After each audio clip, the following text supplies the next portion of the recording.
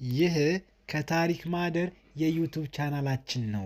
ዛሬ ደግሞ እንደ መወያያ ሀሳብ ያመጣሁት ኮድ፣ ታሪክ እና የሰው ልጅ የጋራ መገናኛ ወይም ደግሞ ስለ ሂስትሪው እና ስለ ቴክኖሎጂ ነው የምናወራው። በአንድ በኩል የኮምፒውተር ሳይንስ አለ፣ ዜሮና አንድ፣ ጥቁርና ነጭ፣ የኮምፒውተር አርክቴክቸር እና ሎጂክ። እዚህ ጋር ስህተት የለም፣ ስህተት ካለ በግ ነው እና በግ መጠገን አለበት። ላፕቶፕ ላይ ቨርቹዋላይዜሽን ስታበራ ወይም ረጅም የጃቫ ኮርስ ስንጽፍ ሁሉ ነገር በተወሰነ ህግ የተገዛ ነው። በኮዲንግ ዓለም እያንዳንዱ ነገር የራሱ የሆነ ሎጂክ፣ የራሱ የሆነ ሩል፣ የራሱ የሆነ ኢረር አለው። በአንድ በኩል ደግሞ ታሪክ አለ።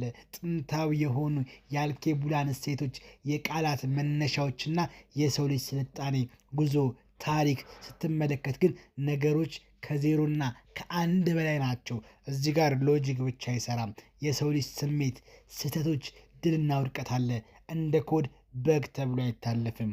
ታዲያ እኔ ነኝ እንግዳ አንድ ቀን ላይ የፕሮግራም ሎጂክ እየሰራው በሚቀጥለው ሰዓት ደግሞ የድሮ ንጉሶችን ታሪክ እያነበብኩ ብዙ ጊዜ ራሴ እጠይቃለሁ፣ ምናልባት እነዚህ ሁለት ዓለማት አንድ ላይ መሆናቸው በአጋጣሚ ይሆን? ሰው መሆን ማለት የኮምፒውተር ብልሃትና የታሪክ ጥበብ ማጣመር ይመስለኛል። አንዱ ከሌላው ውጪ ሙሉ አይደለም። ኮድ ዓለምን ያገናኛል።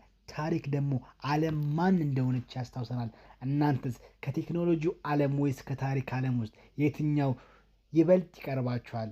ወይስ ሁለታችሁም እንደኔ በሁለቱ መካከል ጠብቃችኋል? ኮሜንት ላይ አሳውቁኝ። ከወደዳችሁት ሰብስክራይብ